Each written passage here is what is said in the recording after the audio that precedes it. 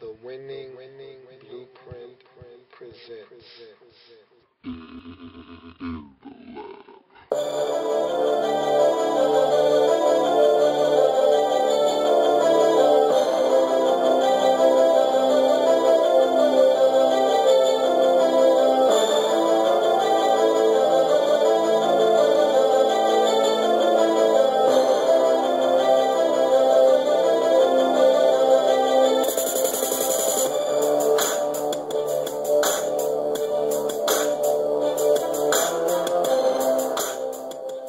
In the lab room. The weekend. The weekend that was. With Slate skating, with Slate skating, with Slate skating, with Slate skating. All right, and so that takes us to our next game where we find ourselves in Minnesota, where the Vikings hosted the Jacksonville Jaguars. I had said this was going to be the most evenly matched game of the weekend, and that's exactly what it was. And we knew this. Two teams trying to find their way with young second-year quarterbacks, with star running backs who are just trying to get their legs back under them. And so we said this is going to be an evenly matched game. You give the edge to the home team. And what happened? The home team won in a nail-biter that went to overtime. And so let's delve into this game and see exactly what happened. And watching the game, I jotted down in my notes, Blaine Gabbert seems to be making a new transition with these new head coaches, with these new receivers. He seems to be a different quarterback. He's starting to mature. You see the maturation process starting to take place. And I'm happy for him because last year, I thought he was terrible, and I said he's going to be out of the league in 6 years. Because first-round draft picks, for one reason or another, seem to get infinite opportunities to show what they can do before they are cast out of the league as someone that can't get it done. But I said there's no way that he lasts in Jacksonville longer than 3 years. And then he'll be a journeyman backup for another 2 years before somebody realizes, I don't need to keep a roster spot for this guy. I was wrong, and I want to be wrong. I like to see guys succeed. And he's looking like a quarterback who's starting to get it. And I think this new offensive coordinating staff has come in, simplified the offense, given him some weapons to work with, and it's starting to pay dividends for the Jacksonville Jaguars. I thought he looked smooth on certain possessions. There were times where he struggled, but I thought he looked relaxed in the pocket. He didn't make a lot of bad decisions as he did last season. I didn't think he was as caught like a deer in headlights as he was last year. There was time where he would just be in the pocket and he would just stand there. And I don't know if he knew what he was looking at, and he would get sacked. That wasn't the case yesterday. And so his maturation process is starting to evolve, and you're starting to see that Blaine Gabbert actually can be a viable quarterback in the National Football League. I also want to give a quick shout out. Yo, Adrian! What's up, man? Good to see you back. Adrian Peterson was impressive in this ball game, and as I spoke to earlier with Jamal Charles, I was looking to see if that burst was there. Could he get to the fifth gear? And he definitely could get to that fifth gear. He looked explosive. He looked as if he never had a knee injury to begin with. And so that speaks volumes to the amount of work ethic and the amount of training that Adrian Peterson can put himself through. To be able to come back 8 months after sustaining that kind of injury, where you tear both the MCL and the ACL in your knee, and you come back full strength, looking like nothing ever happened, showing no ill effects, and go out and perform for your team the way that he did.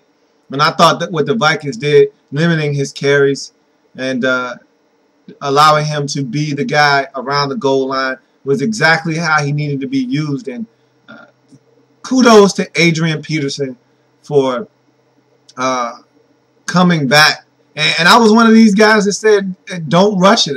You're too valuable to this franchise, and I'd hate to see you re-injure yourself coming back too soon. And forget what Jerry Rice says. Forget what I think. You do you. You're one of the hardest working players in the National Football League, and it showed. You showed everybody you defied the odds. And again, I tip my imaginary cap to you, Adrian Peterson. Glad to see you back, man. Welcome back. Welcome back. Welcome back. Welcome back. Yo, Adrian! Good to see you, man. That's what's up. Also, in this football game, I thought that Blaine Gabbert was absolutely fabulous during that 2-minute drill to put the Jaguars for what he thought was going to be the game-winning score. He took them down the field. He was poised, took a shot, made an excellent throw to the corner pylon to Cecil Shorts, and they took the lead. And that just goes to show you how far he has come as a quarterback, because last year this time, this wasn't even something that was fathomable coming from Blaine Gabbert. And I'm talking about throughout the course of that whole season. He couldn't have done this. And that was an excellent 2-minute drive. And he took his team down the field, put them in position to win the football game. And the problem was his counterpart, Christian Ponder, had an equally as impressive and effective 2-minute drive that put his team in position to kick a field goal that would send the game ultimately to overtime. He came in, Ponder had full complement of timeouts, not a lot of time, but all 3 of his timeouts, so that meant that every part of the field was available to him, and he used it, got his team in position with about 2 seconds, 5 to 2 seconds left on the clock to kick a game-time field goal to send it into overtime. And he did not have a lot of time with which to work, and still he was able to get his team in a position to at least have a shot to send the game to overtime. Both of these quarterbacks are maturing right before our eyes. Both of them had impressive 2-minute drives, and sky's the limit for these quarterbacks if they can continue to process information and continue to get better each and every single week. This was just one indication, one step in the right direction for both of these quarterbacks. And again, to me, you make your money, you make your name as a quarterback with less than 2 minutes to go in both halves. First half, especially in the second half, when your team needs you the most, you need to step up. Both of these quarterbacks did just that. What about this young kicker, Blair Walsh? What about this guy? How about having your young kicker come in and kick a 55-yard field goal to end regulation and send the game into overtime? Talk about pressure. Talk about pressure kicks. Hell of a job, Blair. Hell of a job, Blair Walsh. I tip my imaginary cap to you, young fella. Hell of a kick. That's what I'm talking about. Pressure kicks. And you come in and you drill it right down the middle. No doubt about it. Send the game to overtime and ultimately propel your team to victory in overtime. And it doesn't get any bigger than that. And I just was so impressed with the young kicker to be able to go down and make that kick. And in this game, I noted that we also saw for the first time these new overtime rules in effect. In this game, Minnesota, got the ball first, went down. Adrian Peterson broke off a lengthy 29-yard run, got the Vikings in the field goal range. Blair Walsh pounds through another field goal. And if you're a Common fan who hasn't been keeping up with the committee and rule changes over the summer, you're high-fiving, you're thinking, yeah, we won the game. No. Stop right there. Jaguars get a possession. If you don't score a touchdown on that possession, that opening possession of overtime, if that's a field goal, Jaguars get to match or win the game with a touchdown. And so the Jaguars got a chance. They drove down the field, got a couple first downs, ultimately got stuck right around midfield, 4th and 1. Gabbert decides to dial up a 9 route essentially in double coverage and throws it up. I don't know what the thinking was there, but anyway, the Vikes, in what I knew was going to be a closely contested game, get away with a victory at home against Jacksonville, 26-23. And we knew this was going to be a close game. We knew it. It was, and it was actually a rather well-played game. It was a good game. So the Vikings move on to 1-0. Jacksonville falls to 0-1. And we'll see how these two teams fare next week. If Gabbert's progression can continue, and if Ponder and Adrian Peterson and company can continue to play good offense and give themselves a chance to win. All right, so our next travel takes us to Kansas City on Arrowhead Stadium, where the Chiefs were waiting on the Atlanta Falcons. And they probably wish the Falcons never showed up, because the Falcons got off of the plane, got off of the team bus, and they started scoring touchdowns. And they wouldn't stop. This offense looks really good. And the first thing that I noted, that I jotted down, was that the torch looks like it's being passed from Roddy White to Julio Jones as far as number one target or number one receiver for the Atlanta Falcons goes. Don't think for one second that Roddy White isn't going to be an integral part of this offense just because he's not going to be the main threat. He's still going to be someone that you need to worry about and that you need to cover.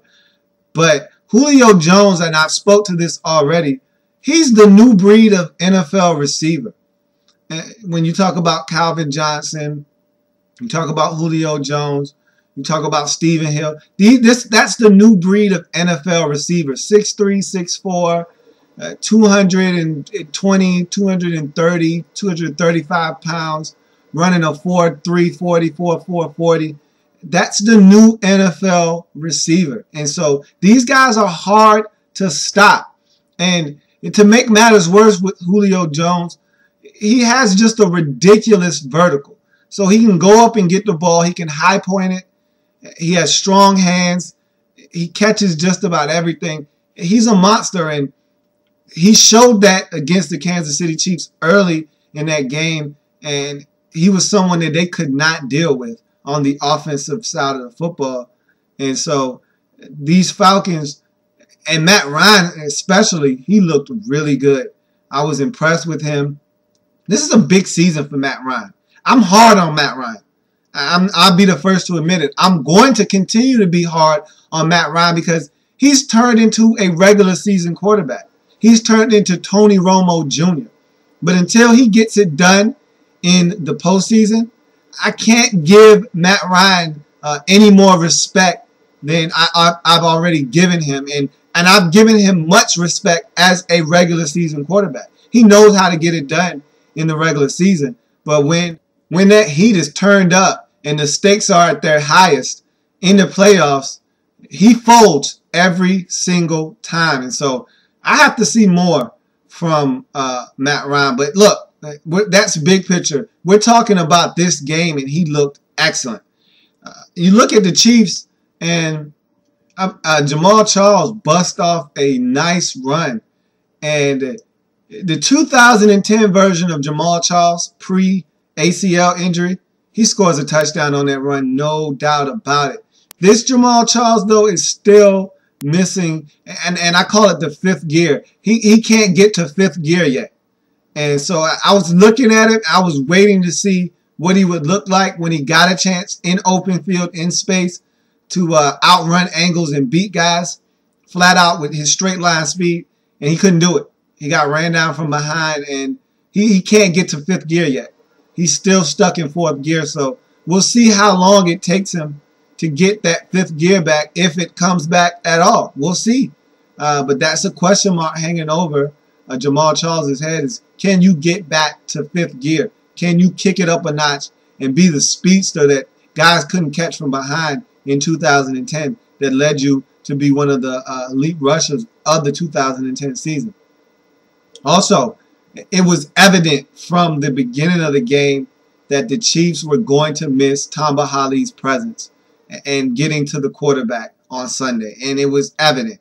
They did not put pressure on Matt Ryan. And I had spoke to that in the preview of this game, that I thought that they were going to miss Tamba Hali's presence because he gets pressure on the quarterback. You have to pay attention to him. Paying more attention to him frees up other guys, gives other guys one-on-one matchups that they might be able to win. Take him out of the lineup, and now everybody is essentially out on their own, and guys get double-teamed, guys get to be able to help other people out because there's no one you have to really focus in on. And they really just didn't get pressure. Matt Ryan was comfortable back there. He surveyed through his reads, made his progressions, and threw the ball to the right receiver. And he had an excellent day, and it was because the Chiefs couldn't get pressure on the quarterback. I said all of that, and still, this was a close game. Going into halftime, this was a close ball game. And coming out into the second half is when everything changed for the Chiefs. They started to turn the ball over. They had 3 turnovers in the second half, 2 interceptions, 1 fumble. And these turnovers proved to be too much as the Falcons were cashing in these opportunities with points and mainly touchdowns. They put up a 40-burger. 40-burger alert! 40-burger, 40-burger, 40-burger, 40-burger. They put up a 40-burger on the Chiefs, and a lot of it was in part because of these turnovers that the Chiefs suffered. And you can't turn the ball over in this league and expect to win, especially against explosive offenses. I call the Falcons a fringe explosive offense because they're right there on the cusp of being explosive, and they were explosive on Sunday to the tune of 40 points. And the Chiefs weren't bad themselves on offense, but when you turn the football over, you don't give yourself a good chance to win the game, especially against a team who takes those turnovers and cashes it in for points. So all in all, the Chiefs don't need to hang their heads. It was a bad loss. It was at home. But again, this is a good team that they lost to. And they didn't look bad in the loss. They just got to stop turning the football over and just continue to execute on the offensive end of the football. And look, the Falcons are going to score points on a lot of teams in this league. And so you don't feel bad about that. But the Chiefs were a defensive team last year. That's what they hung their hat on. And in order for them to go anywhere this year, their defense is going to have to be better than it was on Sunday. But anyway, the final score was the Falcons 40, the Kansas City Chiefs 24. And so our next stop takes us out to the hot Florida sun and into Tampa Bay, where the Tampa Bay Buccaneers hosted the Carolina Panthers, a divisional game. 2 teams looking to establish themselves in the NFC South. And 1 second-year head coach in Ron Rivera in the Carolina Panthers, and 1 rookie head coach in Greg Schiano in the Tampa Bay Buccaneers. And so Greg Schiano, in his Tampa Bay Buccaneers debut home opener, he had his team prepared to play football. And it was evident from early on. The Bucs took D'Angelo Williams out of the game early, and they established that right off the bat. First play of the game was like a 4-yard loss, and from that point on, they established that they weren't going to be ran on Sunday. They just weren't having it. They weren't allowing the Panthers to run, and that went for Cam Newton and whoever else thought they were going to carry the football. And so that Bucs defense looks really good. Again, 1 week, so you can't put too much stock into it. But I tell you what, Greg Schiano has these guys prepared. They watched hours upon hours of film, countless hours of film. They had to, because they were prepared for Cam Newton. And he decimated the Bucs last year. He had fun at the Bucs' expense, and they weren't going for it. Quarterback draw, they weren't having it. Quarterback keeper, they weren't having it. You know, Cam Newton back there surveying the field, and Cam didn't have a terrible game. He just made critical errors. He just made mistakes turning the football over that turned out to be the difference in the game. But again, his numbers, he still went over 300 yards. He didn't have a rash of incompletions.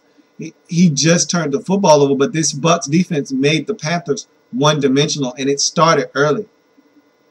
Doug Martin looks good. I noted that. Doug Martin looks really good. He didn't surpass 100 yards, but his running was efficient. It was what the Bucs needed, and he kept the Panthers defense honest because the Buccaneers did not do anything special on the offensive side of the football. Josh Freeman, his numbers were not overwhelming. In fact, they were underwhelming. However, it was just what the Bucs needed to beat the Panthers. Nothing special, nothing spectacular. Just be solid and don't make mistakes. And that's what Josh Freeman did. That's what Doug Martin did. And that's how the Tampa Bay Buccaneers won this football game. They played a steady brand of football. They did everything that it took to win this game. They stopped the run. They ran the football. They didn't make any mistakes of their own while forcing Cam Newton into 2 picks. And then, on top of matters, they blocked a punt. And so the Bucs did everything you want to do to win a football game and then some. And that's how they were able to beat their divisional foes, the Carolina Panthers. Also, I noted that Dallas Clark had a nice 33-yard reception in this game. He's going to help the Tampa Bay Buccaneers this year. Quietly, no one's paying attention to Dallas Clark and his exit from Indianapolis and where he landed to. But he's in Tampa Bay, and he's going to quietly make a nice contribution to this Tampa Bay Buccaneers offense. He's going to be someone that Josh Freeman can rely on in the passing game to make plays and help keep the Buccaneers ahead of down and distance and move the sticks. So I like this Dallas Clark addition to this Tampa Bay Buccaneers offense. Watching the game, and so when it was all said and done, it wasn't the prettiest of victories, but in the NFL, you'll take them any way you can get them. And so the Tampa Bay Buccaneers defeated the Carolina Panthers 16-10. And so that was a surprise to me. That was one of the games I lost this weekend. I didn't see Tampa Bay coming out and establishing themselves as the dominant team in this game. They had the more fight. They had more aggressiveness. They were the aggressor. They took it to the Carolina Panthers, and they didn't stop. They started out that way, and it ended that way. They were the team that said that they were going to come in and they were going to establish themselves as a dominant team, and that's what they did. And it took them to a victory. And so hats off to Greg Schiano in his first game as a Tampa Bay Buccaneers coach. Tip my imaginary cap to you. You're 1-0 as a head coach. Let's see what you can do as you continue to move forward and try to build on what you started in week 1. All right, our next game finds us in Houston, where the Texans took on the Miami Dolphins. And again, the Dolphins were the team that selected the Hard Knocks crew to come into their facilities and to give us a behind-the-scenes look at their organization and how training camp was going to be ran. And so watching Hard Knocks, you already knew that this team was not, littered with talent. They had a rookie at quarterback, one of the starting 5, in Ryan Tannehill, and they didn't have a lot of talent. They don't have a lot of talent at receiver.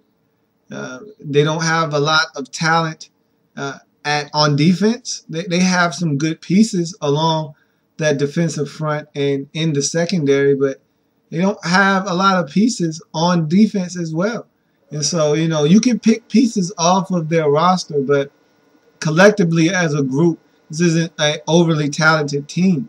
And so, they're going to struggle this year. And seeing the Texans first up on the schedule was not a pleasant sight for the Dolphins. And so I knew this was going to be a blowout. I just thought it would happen a lot sooner than it did. But give the Dolphins credit. They got the Texans to start this game extremely slow. They made it an ugly football game, and for a long time, they actually thought they had a chance to win. And you got to think, until 1 minute and 53 seconds left in the second quarter, literally 1 minute and 53 seconds left in the first half, the score was 3-3. At that 153 mark, Arian Foster went in for a touchdown, and everything changed at that moment. The Texans went up 10-3. The ensuing kickoff happened. The Dolphins got possession. Tannehill throws an interception. Quickly, 3 plays later, that goes in for a touchdown. It's 17-3. The next kickoff happens, and the Dolphins are just at this point looking to either run the clock out or get a field goal. They run the ball with Daniel Thomas. He fumbles. 2 plays later, Andre Johnson's in the end zone, and you go from a 3-3 ball game with 1:53 left to 24-3 at halftime. The game was by all means over at that point. The Dolphins had no interest in scoring 24 points to win, and this game got out of hand in a matter of seconds, literally. I mean, this game went from 3-3 with 1:53 seconds left in the second or in the first half to 24-3 at the half, and the game was over. And so it got ugly from there. The Texans, being a very explosive offense with premier talent on their team, in Arian Foster, Andre Johnson, and you could argue Matt Schaub as well, they just put the pedal to the metal, and they didn't look back. And the Dolphins didn't stand a chance after that barrage before the half. Not really much to speak of in this game, not much of note. Tannehill, again, one of the starting 5, threw 3 interceptions. 2 of them were tipped at the line of scrimmage and batted in the air. And it's something he's going to have to work on. Is just he's a tall guy, so he doesn't need to throw the ball down to the level of opponents. He should be throwing the ball over top of the defense. And so he's a 6'4" guy. He should be able to get the ball over the line of scrimmage with no problems. And he just had the ball continuously batted into the air and eventually picked off. And so he's just got to be smarter with the football, make a conscious effort to not have his passes batted down at the line of scrimmage. Don't telegraph when you're going to throw the football. He'll be fine. He'll settle in. He didn't have the best of games. Of course, when you throw 3 interceptions, you can't have a good game. But it wasn't a horrendous game either. It wasn't Brandon Weeden-esque. It just wasn't anything to be proud of. And so he'll build upon it. He'll be better.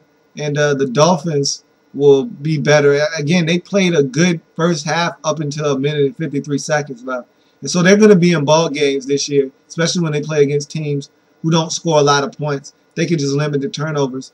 They'll have a chance to win ball games. I just don't think they're going to pull them out in the end. But it's going to be interesting throughout the course of the season to see how Tannehill conducts himself and how this team, this Dolphins team, moving forward, does under new head coach Joe Philbin. The Texans, they're business as usual. I feel like they're the class of the AFC South. No one is currently in that division ready to challenge them for that title. And so they just have to win games. They just have to find a way to win games. This wasn't a pretty performance by the Texans, by no means. But the Dolphins helped aid them with these turnovers, and they took full advantage of them. And if you're a good football team, that's what you're supposed to do. Get turnovers, make teams pay off of those turnovers that you force. And that's what they did. And so the Texans are supposed to beat teams like the Dolphins. They did that. They were home. They were supposed to take care of the Dolphins handily. They did that. And so they move on. And now it's only going to get tougher from this point on. So the Texans have to be ready each and every week to play football, because it's not about making the playoff for the Houston Texans now. It's about seeding. It's about knowing that you're a team that's going to the playoffs, and now you have to win as many games as you can to make your seeding as good as possible in the playoffs. So the Texans get this one 30-10 over the Dolphins, and each team looks to improve upon their records in week 2. Next, we travel out to the land of the sun, out to Phoenix, Arizona, where the Arizona Cardinals hosted their divisional rivals, the Seattle Seahawks. And outside of the Redskins game and the 49ers and the Packers game and maybe the Steelers and the Broncos game, for some reason I had very vested interest in this game. I can't quite put my finger on it. I don't know if it was the dysfunctional nature of the quarterback position in Arizona and wanting to see how that turned out, or just wanting to look and see how Russell Wilson, one of the members of the starting five, turned out in his debut. I don't know what it was, but I had an interest in this game. And so I really wanted to see how this game was going to turn out. And I knew it was going to be a thrilling game. I actually said in the preview that I thought this game was going to go to overtime. These two teams, and in this division in general, they play each other tough. And so I thought this one was going to come down to the wire, and that's exactly what it did. But I noted, the first thing that I noted was that these young running backs have to hold on to the football. And we saw Thursday, David Wilson, the rookie running back for the New York Giants, fumbled the football. And that was a pivotal turnover in that game. Early momentum that the Giants were building was all lost after that fumble. And Ryan Williams, not a rookie, but essentially for all intents and purposes is a rookie because he missed his rookie campaign all of the 2011 season with an ACL injury. And so he came back and he fumbled in his second carry of the game. And you can't have that. You can't afford to turn the ball over in the National Football League. These young backs have to hold on to the football. And it's ironic because both of these backs that I just spoke about are Virginia Tech products. And so these Virginia Tech backs have to hold on to the football. And just young running backs in general. They have a hard time coming into the league and holding on to the ball for some reason. And he fumbled, and I said that, you know, I hope that Wisenhunt didn't go away from him, and he didn't. But he wasn't a big factor in the game anyway because this Seattle Seahawks defense is for real. And I was looking at them as well to see if, in fact, you know, these corners in this secondary that took 3 or 4 members from the defensive backfield to see if they were legit. Were they going to have another campaign like the Pro Bowl ones that they turned in last year, or were they just anomaly last year? Was that just something that they played out of their minds last year and that wasn't something that they were going to continue to do? They look good. Richard Sherman had an excellent interception on the sideline of a throw by John Skelton where he was essentially trying to get rid of the football being flushed out of the pocket under duress. He was just trying to get rid of it, didn't get enough on it, and Richard Sherman had the presence of mind to get both of his feet down, secure the football, and drag his feet as he fell out of bounds. It was a beautiful interception. And this defense stopped the run all day. They were stout against the run, stout at the point of attack. And this defense is going to be good for the Seattle Seahawks all season long. They were ranked 11th in defense last year. And so they're looking to build upon that and enter the top 10 and become a defense that is something that, someone that you have to contend with when you play the Seattle Seahawks. Also, Russell Wilson looked like a rookie in this game. And he didn't look bad again. Of the starting 5, all of these guys made mistakes with the exception of Robert Griffin III. The starting 5, they combined for 11 interceptions, none coming from Robert Griffin III and 1 coming from Russell Wilson. And so he didn't have a terrible game, but it was more of a managing of the game. And that was fine for his first start. And he kept his team in the ball game, gave them a chance to win at the end. It just didn't work out, and you move forward. And I think that Pete Carroll made the right decision, though. Russell Wilson probably gives the Seattle Seahawks their best chance to win football games. But we're going to see if in fact, he can get it done in the National Football League. He showed no ill effects from his height. It was a non-issue. It's a dead issue to me at this point because he can get it done. He's been playing football all his life. He's been the same height all his life. I don't pay attention to it anymore. I won't talk about it anymore if you don't. So he looks solid. But again, much more work to be done if you're Russell Wilson. All right, moving on to the Cardinals. And I've said this before. I'll say it again. And it's just worth mentioning because every time I watch a Cardinals game, Patrick Peterson jumps off the page. He is electrifying. That's what I wrote down in my notes. Adrian Wilson got a pick. The only pick thrown by Russell Wilson all day was basically a heave at the end of the first half to see if he could make something happen. It was essentially a garbage throwaway pick. And Wilson picked it off, but it almost turned into catastrophe for the Seattle Seahawks because Wilson picked the ball off, ran backwards, and then handed it to Patrick Peterson. And we all know the dangerous return man that Patrick Peterson is. And so he set it up essentially like a punt. He ran backwards about another 5 or 6, maybe 7 yards, and then he took off. And they set up a wall, and he was off to the races, and he got tackled, literally a shoestring tackle.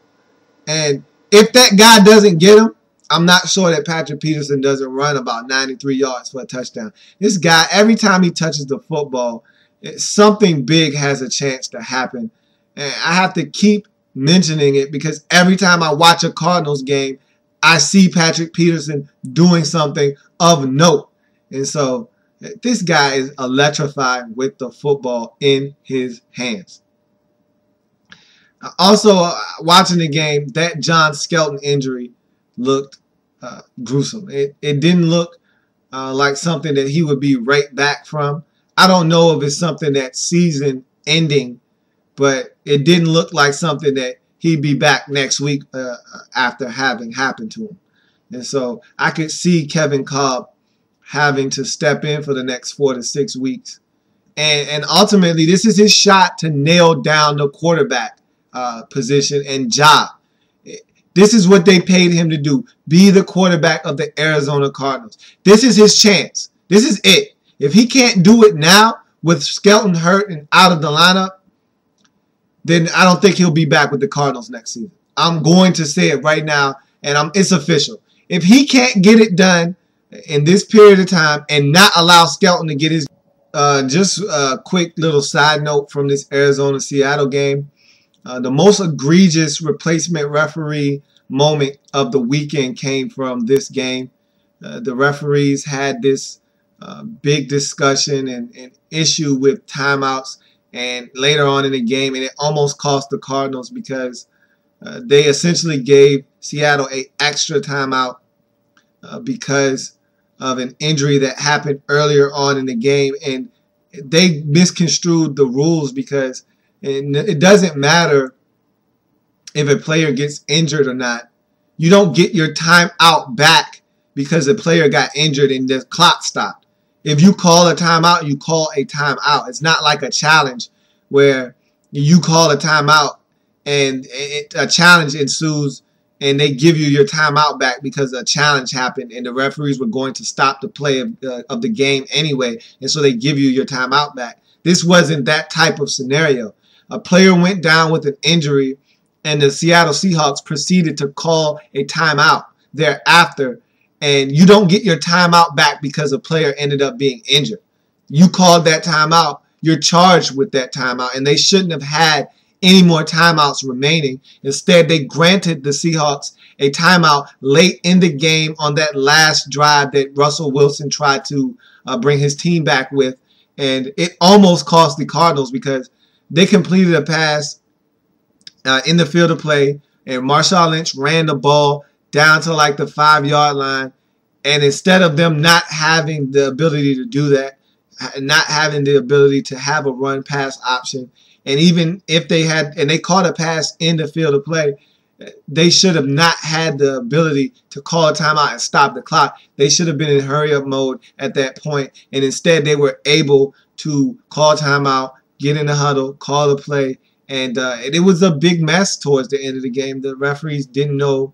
Even their explanation didn't make sense. And so this was the most egregious replacement referee moment of the weekend. Luckily for them, it did not cost the Cardinals the game. They were able to withstand that last drive by the Seattle Seahawks. And really that last drive by Russell Wilson and the Seattle Seahawks, it was aided by PI penalties, pass interference penalties by these Arizona Cardinal corners, each of them having a pass interference call that prolonged the drive. And if you watch the game, you know that this game would have been over sooner had these penalties not taken place. One on Gay and one on Patrick Peterson as well.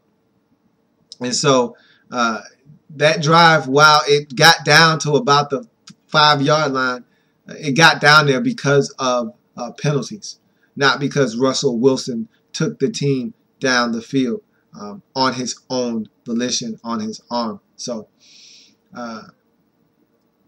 if I'm the Cardinals, I'm happy to escape with this W.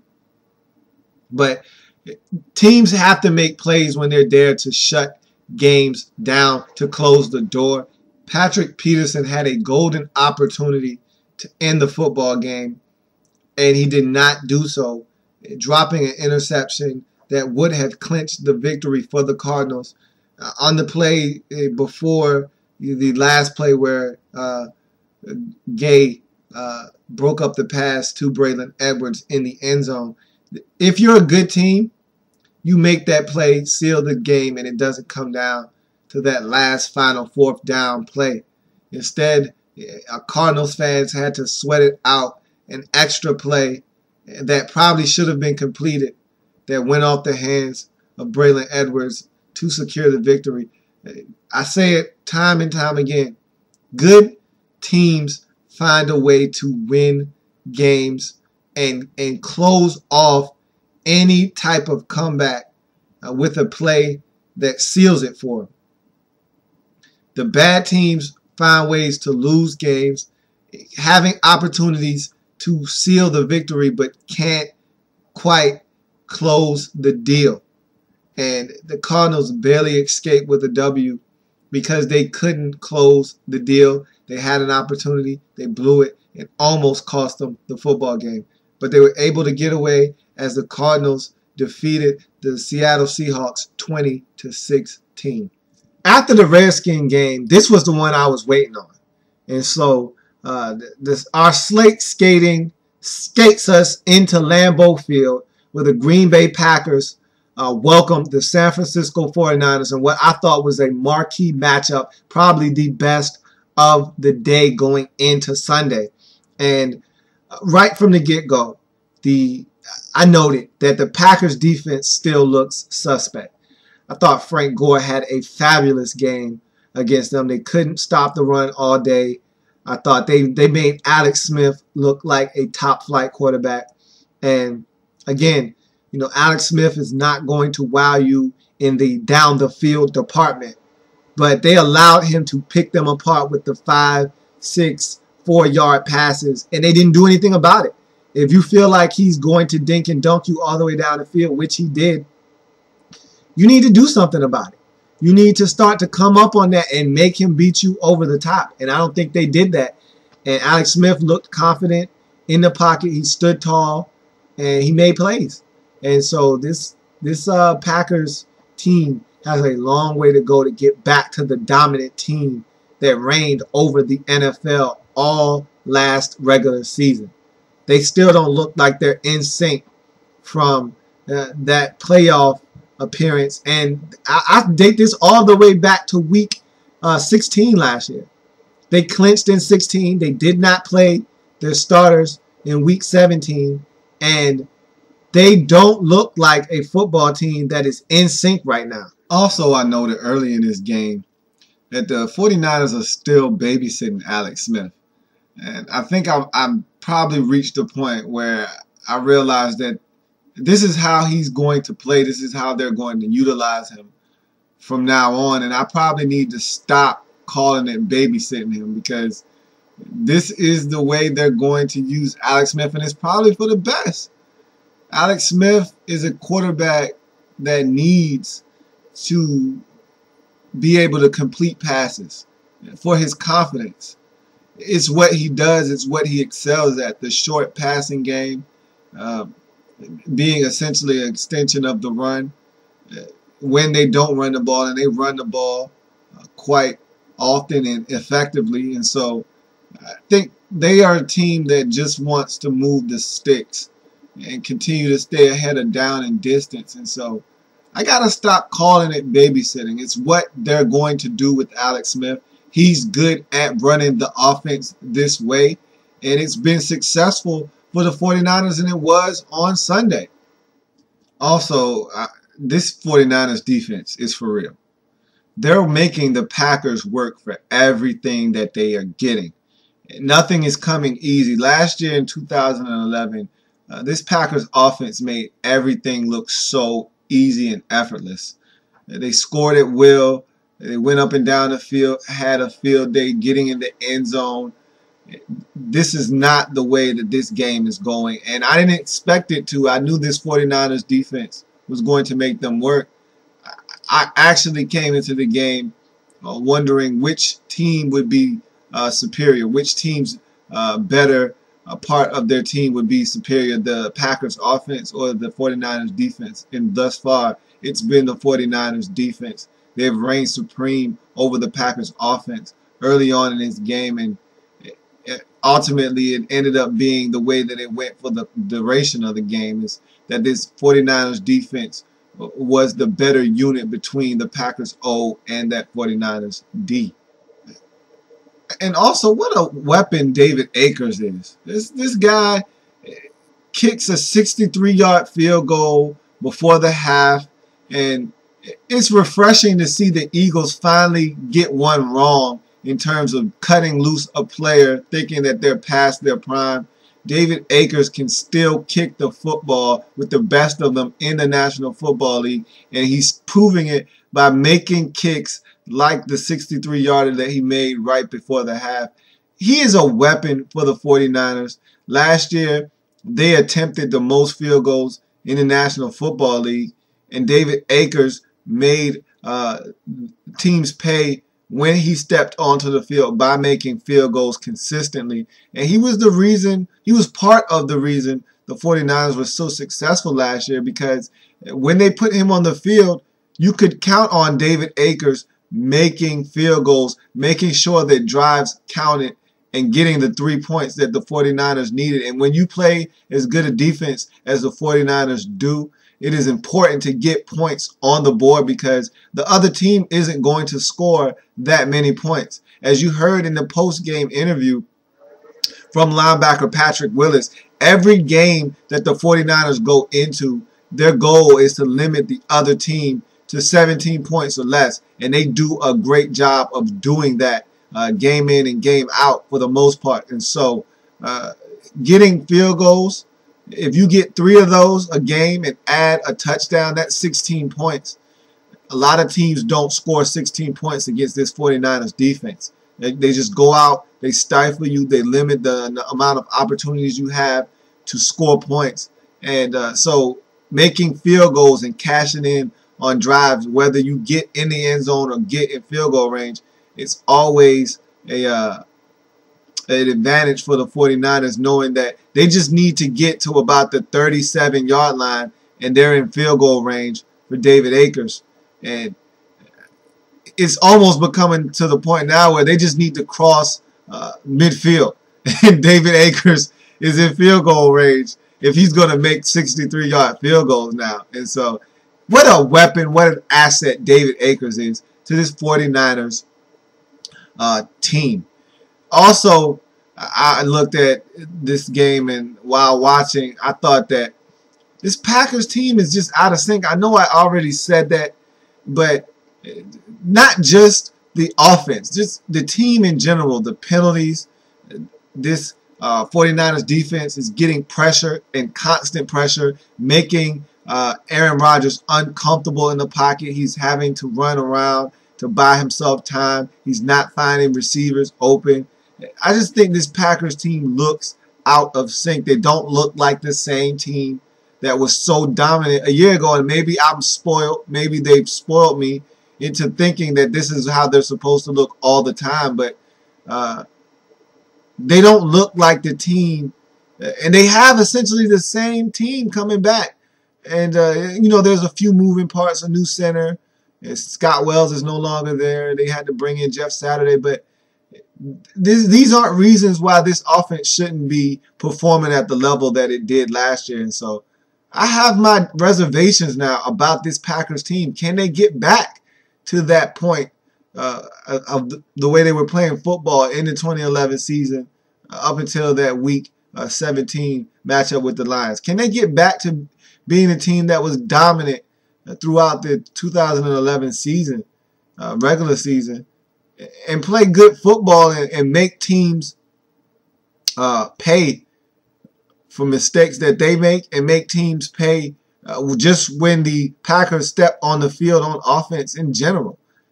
I don't know. I'm having questions and second thoughts about this Packers offense being as elite as it once was. We'll see if they get better and get back to where they were here in the next few weeks or so, because it is the first week of the season. The Packers are not immune to having to shake off any early season rust. And so we'll see.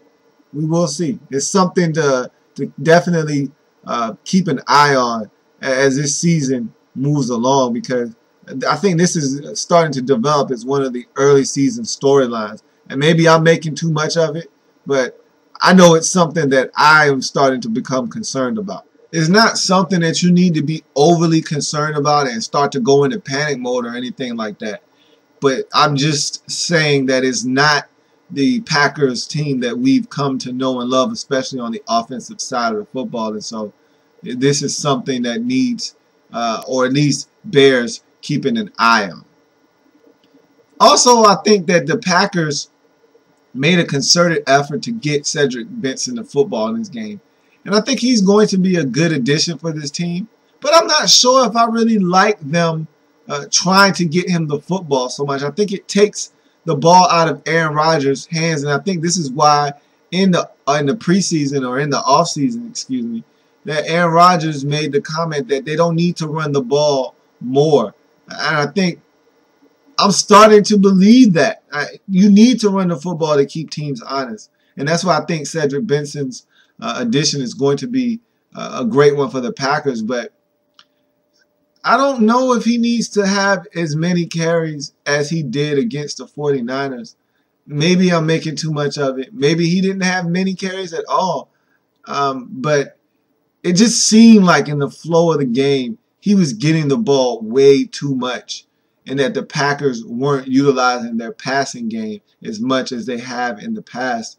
And if you're watching the Packers, if you're a Packers fan, you want the ball in Aaron Rodgers' hands as much as possible because of the things he can do with the ball in his hand.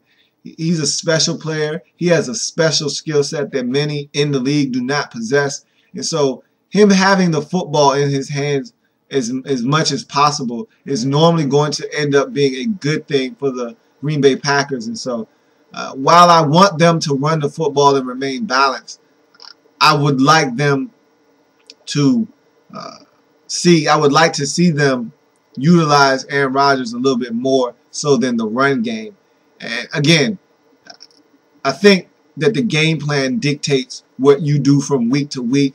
And so they might have thought that they could run the football effectively, or at least wanted to keep the 49ers guessing as to what was coming next, wanted to keep them honest so that they couldn't just key in on the pass. But look, I will take my chances with Aaron Rodgers any day, anytime, during the course of any given game. I don't want to take the ball out of his hands if it's not necessary. If Cedric Benson was having a big day against this 49ers defense, that would be a different story. But he wasn't. And so put the ball in Aaron Rodgers' hands and let him do what it is that he does. Let him go to work and do the things that made him the best quarterback as voted on by the players in the league and made him the league MVP in the 2011 season. Another thing that I realized when watching this game, and I tried to not talk about it, but it's occurring too often now. It's becoming a problem, and it's something that bears mentioning now. Jermichael Finley is an enigma. I don't get this guy. He's so talented. He's so athletic. He has all the attributes you look for in a elite tight end, and yet you just don't know what you're getting from week to week from this guy. He should be a tight end in the mold of a Jimmy Graham or a Rob Gronkowski or Aaron Hernandez, someone that is a threat every time they touch the football, and anytime you throw it in their general vicinity, they're going to come down with the football. He should be one of these guys that you should be able to throw the football to, and it's just a mismatch nightmare. Instead, you don't know if he's going to catch the ball or not. It's like he just has lapses in concentration, but it happens way too often. And so if you're a Packers fan, you can't rely on Jermichael Finley like you should be able to.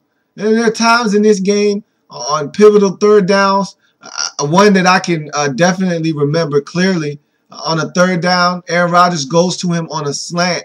He's open, and he goes to catch the ball with his body instead of his hands, and it goes right through his body, and it hits the ground, and they have to punt the football. You can't have that if you're Aaron Rodgers or you're the Green Bay Packers. You can't have possessions ended because of a dropped football, because of a lack of concentration. And he has lapses in concentrations far too often. For him to be as talented and as athletic and as physically imposing as he is, he should be making plays in the passing games all the time. Instead, you have to wonder when throwing him the football. And I know Aaron Rodgers has supreme confidence in Jermichael Finley, and he should. That's his guy. That's his tight end. He's not going anywhere. He needs to be able to know that he can throw him the football at any time and feel like he's going to come down with it. But that's not the case realistically. He's not catching the ball all the time. And a lot of these plays that he's not making are plays that he should be making. And so I don't understand Jermichael Finley. I don't get him. He's an enigma to me. And I also noted watching this game that Navarro Bowman is an all-pro. I already knew this. You already knew this. The league already knows this. But it's still worth mentioning. He's a stud.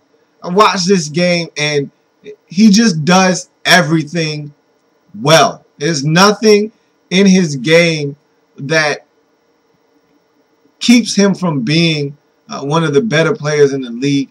He does everything better than good. He does everything better than average.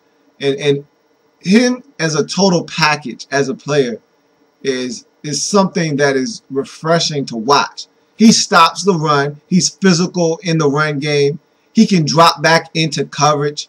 He makes plays on the ball. He had an interception in this game and a beautiful drop in terms of in coverage and snuck under the radar. Aaron Rodgers didn't see him. He picks it off. And he can run with tight ends and running backs. He's explosive and he runs through tackles.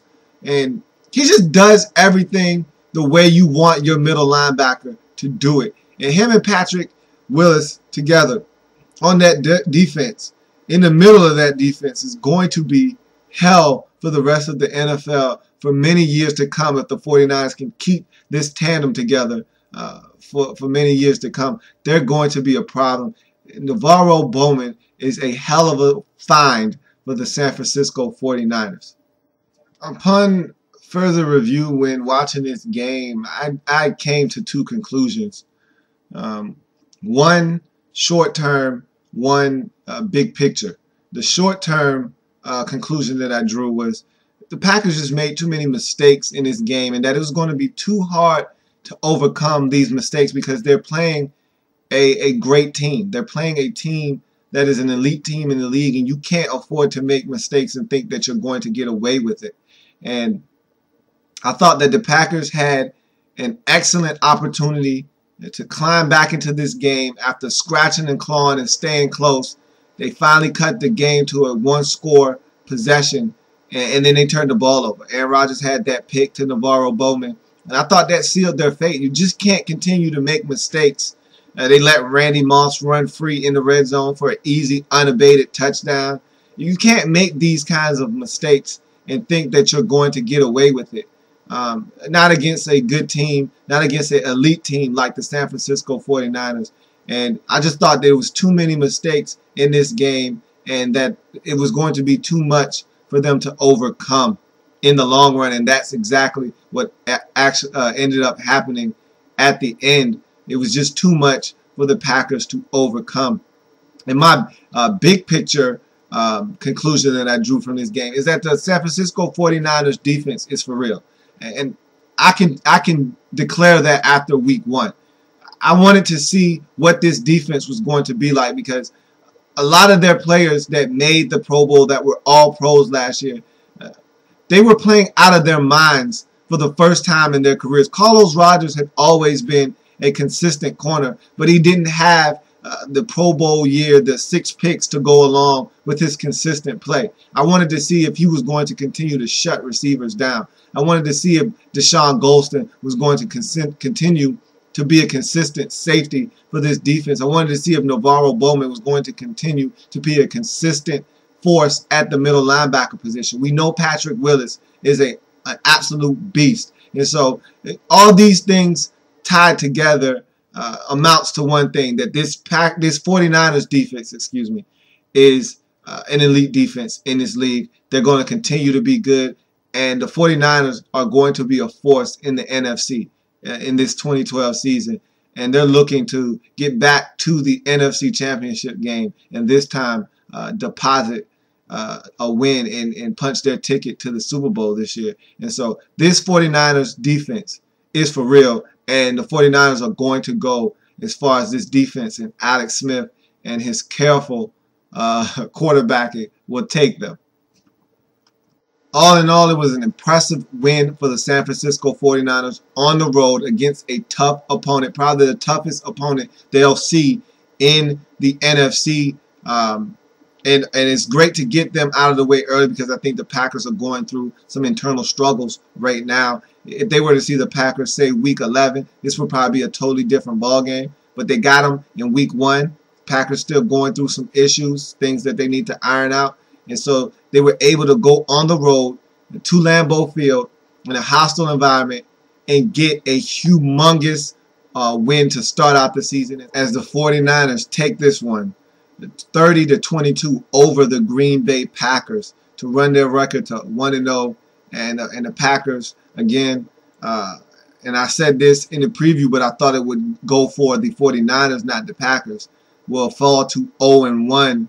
And probably for the only time this season, or one of the few times, I'll take that back because they got a tough matchup in week 2 against the Bears on Thursday night. And it's a quick turnaround for them. They got to get some things right, or this could be an 0-2 start, and they could find themselves looking up at the Bears in the standings, and they got to have this one in week 2. And so we'll talk about that later on in the week. But for one of the few times this season, the Packers are under 500 at 0-1. And they got some things to figure out, and they got to figure it out fast because they got a big one coming up. And so, okay, Sunday night, Peyton Manning, Denver Broncos, Pittsburgh Steelers, Ben Roethlisberger, Al Michaels, Chris Collinsworth. I told you, it really doesn't get too much better than that. And that's what we had on Sunday night with the Pittsburgh Steelers traveling to Mile High to take on the Denver Broncos. And again, I'm not going to harp on it. I did enough of that on Friday, but no Ryan Clark always makes a difference to me. It sucks when the Steelers have to go to Mile High because he can't play because of that sickle cell trait, the condition that he has. And so his absence always means a less aggressive Troy Polamalu, and it means a more of a penchant to give up plays in the passing game, as you saw with that big play to Demaryius Thomas for a touchdown. But let's just talk about what I saw throughout the course of the game. The first thing that jumped off the page at me, we know the Steelers can stop the run. They're one of the top defenses every year, and they do a good job at stopping the run. But that wasn't a MO of the Broncos. They looked much improved against the run early on in this game and throughout the course of that game. And I noted that in my notes as I watched the game early on. This run defense is stepping up to the challenge. And their early round selection, they didn't have a first round pick, and we talked about that in their lab report and their experiment. But Derek Wolfe, their second round selection, which in all intents and purposes was their first round selection, the defensive tackle / defensive end out of Cincinnati, he looked good last night. He was all over the field, in the backfield, penetrating. He even sacked Ben Roethlisberger one time in the backfield, tackles for loss, beating his man off the line and beating him to the punch. They looked much improved. Justin Bannon, you could tell that Ty Warren, these guys made a huge difference last night in that Broncos rush defense. And you could tell the Steelers really didn't have anywhere to go with the football. And neither team could really run early on in this game. And the Steelers defense even causing a fumble from Willis McGahee. And so these running attacks did not get off of the ground early on in that game.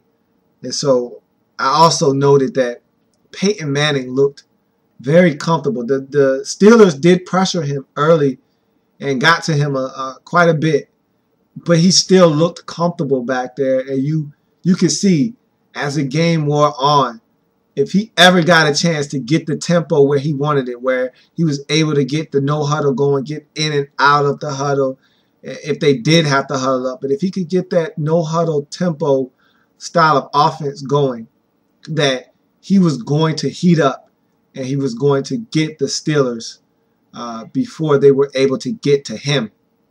And that's ultimately what happened. He got into a rhythm. He got this Broncos offense into a tempo. And ultimately, the Steelers could not keep up with the pace that Broncos offense was setting. The first half was full of short passing, a lot of short passing game for the Steelers. I think what they really looked and set out to do initially was to keep Peyton Manning off the field, and to do so and kind of negate the pass rush of Elvis Dumerville and Von Miller. They were looking to negate that pass rush with any blitzes that the Broncos might try to dial up with short passes. And it was effective in the first half. Ben would drop back, 3-step drop. As soon as that third foot hit the ground, boom, ball out. And they were picking them apart early on as the Broncos made adjustments. It didn't work as well. And ultimately, Ben tried to get the ball out of his hands quick on an out route. Tracy Porter, being the gambler that he is, guess right.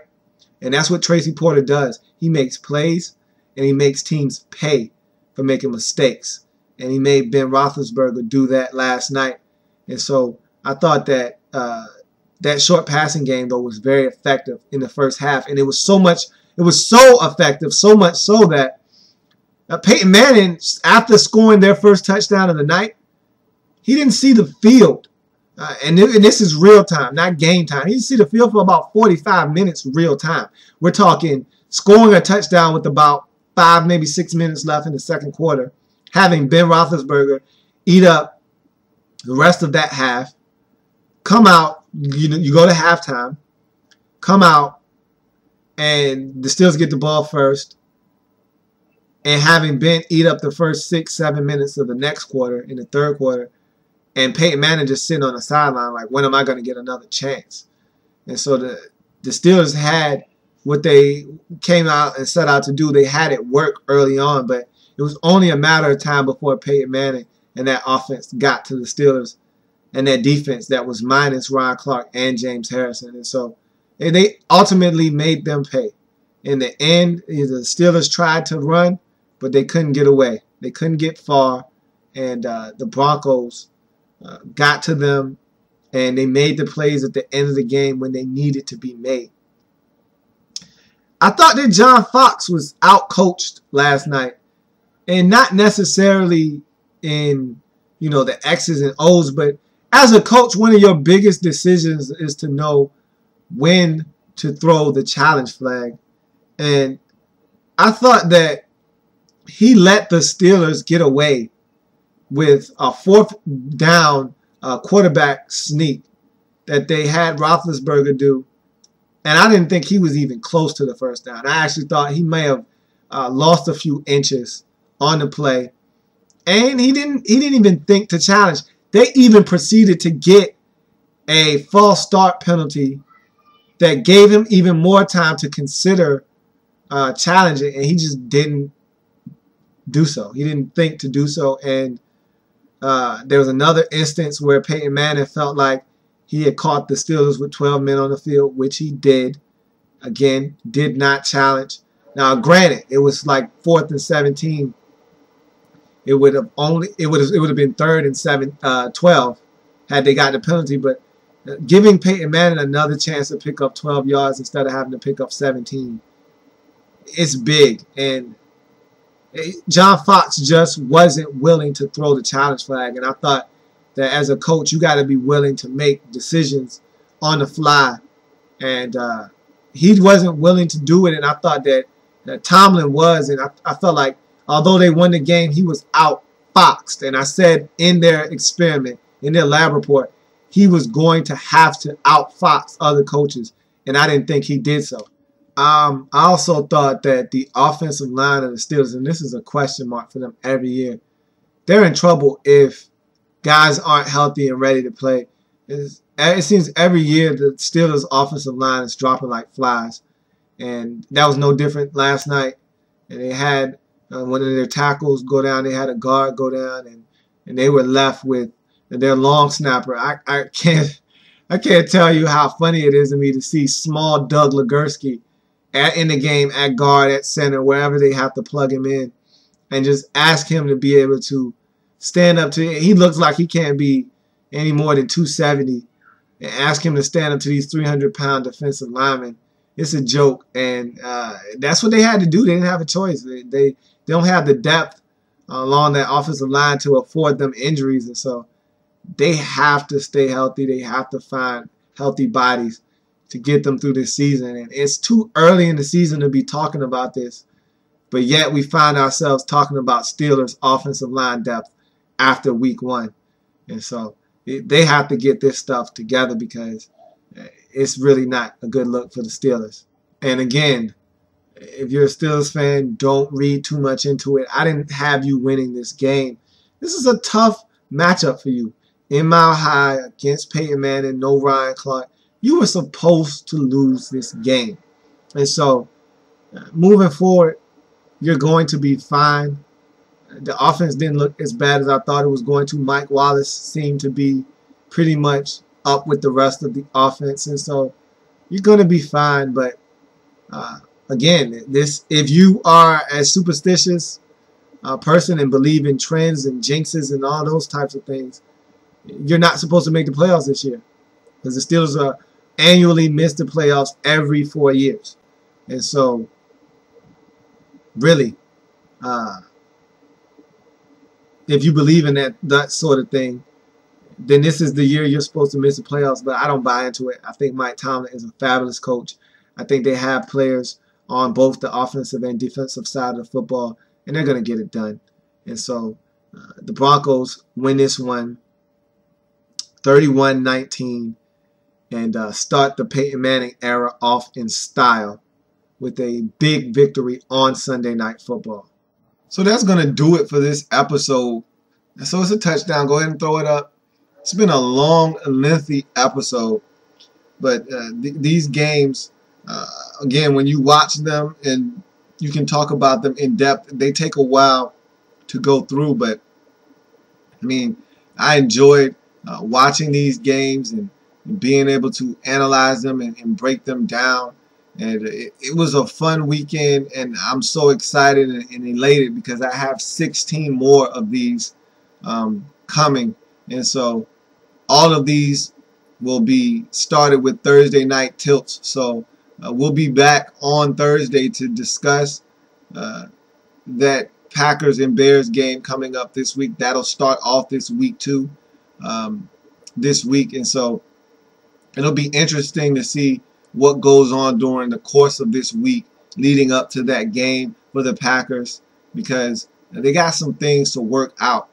And I don't know if they're delusional and thinking that there's nothing wrong, but there is something going on right now. And I don't know if anyone can quite put their finger on it yet, but we'll see if, the Packers and the Saints and all these teams who didn't get it done in week 1, who are normally teams who don't lose at home, we'll see how they bounce back in week 2. So I just want to tack on this quick extra point.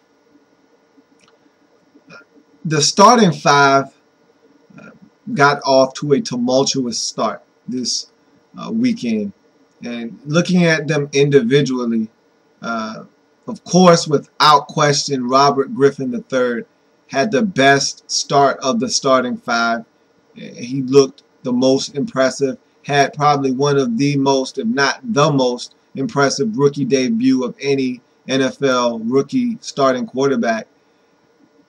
And you go to the opposite end of the spectrum, and Brandon Weeden was, without a doubt, putrid. He was disgusting in his start against the Philadelphia Eagles. He struggled mightily. And it's going to be a process out in Cleveland, but if you're the Browns, that was not encouraging what you saw. It's okay to make mistakes, but these were some terrible mistakes. And again, I don't know if all of them were his fault, because again, I saw plays where receivers were running in the same general area. I mean, they're running literally 5 yards away from each other in the same direction. That can't be the right thing going on. Someone had to have run the wrong route or something to that effect. Nonetheless, these were bad throws. These were bad decisions. And Weeden has to be better. I mean, he had a passer rating of 5.1. I mean, it doesn't get much worse than that. And not too far behind him was Ryan Tannehill. He had a terrible day, but again, his day wasn't as bad as Brandon Weeden's, especially when looking at the context of how his picks were thrown. He just has to be better at his angles of throwing the football at the line of scrimmage and not telegraphing when he's going to throw the ball, so that defenders who know they can't get there and they get their hands up, they don't bat his passes up into the air and cause them to get picked off. But, the other 2 members of the starting 5, Russell Wilson had a solid day. He had 1 interception, and that was essentially a throwaway interception before the half, just trying to see if he could make something happen. He had a solid game, but he was more of a game manager per se. He didn't do anything special or electrifying. He just did everything that he could do to keep his team in the ball game, to give them a chance to win. And you look at the last member of the starting 5 that I mentioned, it's going to be the first member of this group to be drafted, and that's Andrew Luck. And I thought that he showed himself well against the Bears. He made a plethora of mistakes, which was to be expected. This Bears defense was going to be tough on him. He does not have a lot of weapons, and so expect mistakes from him when he plays against good defenses that are going to try to confuse him, that are going to make plays. But again, they asked way too much of him in his first game. I mean, he threw the ball over 40 times, and that's not a recipe for success if you're the Indianapolis Colts. I thought the Colts were going to run the football a lot more than they did. They did not. They put a lot of the onus on Andrew Luck and his arm, and they have to be better as a coaching staff at putting together a game plan that is going to benefit Andrew Luck and the Indianapolis Colts. I don't think Andrew Luck throwing the football 45, 48, 43 times a game is going to be something that benefits this Indianapolis Colts team in the long run. He is their best player, and he is going to be someone that if they're going to win, it's going to be because in large part to him and his ability to throw the football and make plays from the quarterback position. But they have to find ways to integrate this running game. I thought they did a good job of that in the preseason, and I expected to see more of the running game in Week 1 against the Bears, but I think they abandoned that fairly quickly after they fell behind, and they just put the rest of the game essentially on the shoulder of Andrew Luck. And so he had his struggles in Week 1. He threw 3 interceptions. That's what happens. You know, the more passes you throw, the more opportunities there are for you to make mistakes. And so 45 passes will equate to 3 interceptions if you're playing against a sound defense like the Chicago Bears, who puts a lot of pressure on the quarterback. And so all of these quarterbacks in the starting 5, with the exception of Robert Griffin III, had their struggles in Week 1 and look to progress and get better in Week 2 as these weeks go by, and look to show these teams that gave them the starting nod at quarterback that they have indeed selected the right man for the job. And so we'll continue to chronicle the success and the ups and downs of the starting 5 as the season progresses. And this is rare in the league to have this many guys starting as rookies in the National Football League. It's starting to be a changing of the guards in the way of thinking and starting quarterbacks. We're getting more away from the days of allowing guys like Aaron Rodgers to sit behind quarterbacks, and not every situation is unique like Aaron Rodgers in the sense that you have a legend in front of you that you can sit behind and learn from. But we're getting away from the days of having veteran quarterbacks continue to start while the young rookie gets tutelage and learns to watch and learns how to study film and learns to adjust to the speed of the game by watching instead of just coming in and being thrown into the fire. Teams are getting away from that and just going with the young quarterback and allowing them to learn from experiences more so than watching. And so we'll keep chronicling and continue to keep tabs on these quarterbacks as the starting 5 continues to make starts week by week, and to see how they're progressing in their rookie campaigns. And that's going to do it for this episode of In the Lab Room. I thank you for joining me. It was a joy to watch this football and be able to analyze it and break down and talk with you about what I saw during the course of the games over the weekend. And so enjoy the games tonight. 2 of them, in fact, the only time you'll get 2 Monday night games. So hopefully you'll be able to stick around and watch both of them. I know I will. And so we'll be back tomorrow to talk about those games in depth, and enjoy all the action that you'll be getting. And it's going to be coming fast, hot, and heavy for the rest of the season. So let's watch these games, enjoy it, and we'll have fun talking about them. That'll do it for me in this episode.